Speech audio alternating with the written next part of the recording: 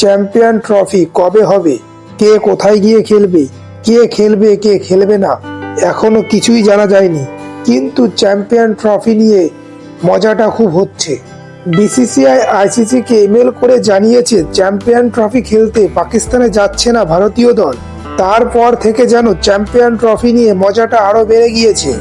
পাকিস্তান মিডিয়ায় শোনা যাচ্ছে ভারত চ্যাম্পিয়ন ট্রফি খেলতে পাকিস্তানে না আসলে ভারতকে ছাড়াই চ্যাম্পিয়ন ট্রফি খেলা হবে।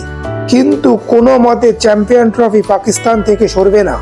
আনঅফিশিয়ালি শোনা যাচ্ছে পাকিস্তান ক্রিকেট বোর্ড নাকি আইসিসিকে জানিয়েছে হাইব্রিড মডেলে চ্যাম্পিয়ন ট্রফি আয়োজন করলে পাকিস্তান চ্যাম্পিয়ন ট্রফি থেকে নিজেদের নাম তুলে নেবে। পাকিস্তান মিডিয়ায় এও শোনা যাচ্ছে পাকিস্তান সরকার নাকি স্পষ্ট করেছে চ্যাম্পিয়ন ট্রফি পাকিস্তানে না হলে তারা আয়োজকের দায়িত্ব ছেড়ে দেবে। এছাড়া পাকিস্তান ভবিষ্যতে ভারতের বিপক্ষে কোনো ম্যাচ খেলবে না।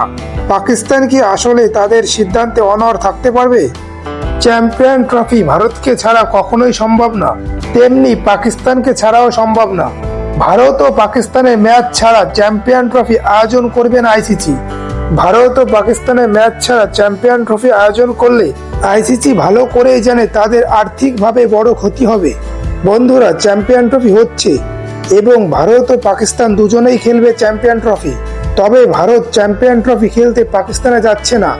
এখন শুধু দেখার পাকিস্তানও কি তাদের সিদ্ধান্তে অনড় থাকবে। চ্যাম্পিয়ন ট্রফি হাইব্রিড মডেলে আয়োজন করার জন্য আইসিসি পাকিস্তানকে ক্ষতিপূরণ স্বরূপ কিছু অফার তো দিতেই চলেছে। এখন শুধু দেখার পাকিস্তান আইসিসির এই অফার কি মেনে নিচ্ছে।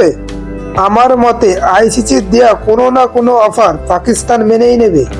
যদিও শোনা যাচ্ছিল আইসিসি সম্পূর্ণ চ্যাম্পিয়ন ট্রফি পাকিস্তান থেকে সরিয়ে নিয়ে যাওয়ার কথাও ভাবছে।